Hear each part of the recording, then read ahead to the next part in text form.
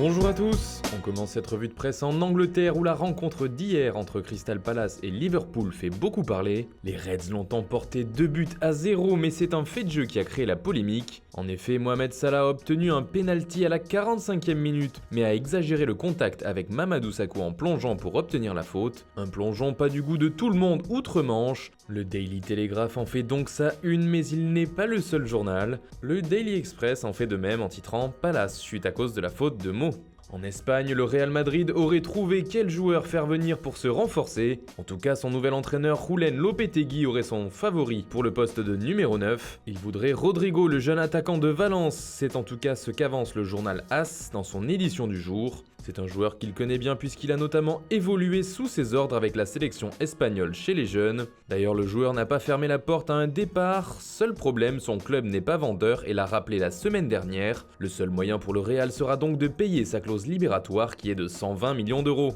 Du côté du FC Barcelone, il y a danger pour Ivan Rakitic selon le quotidien Sport.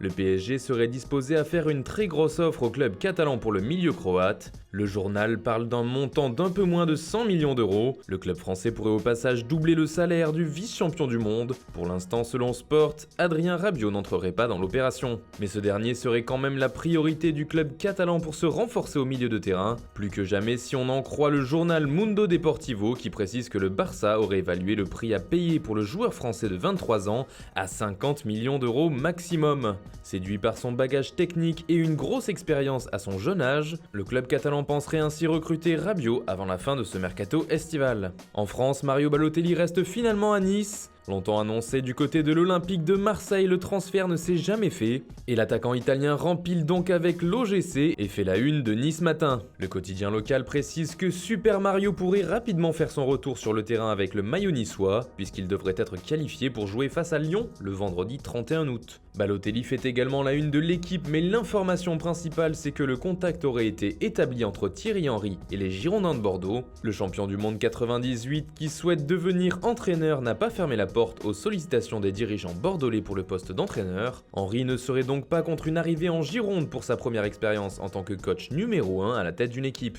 Voilà, c'est tout pour ce matin. Bonne journée à tous, on se retrouve très vite pour une nouvelle vidéo sur Foot Mercato.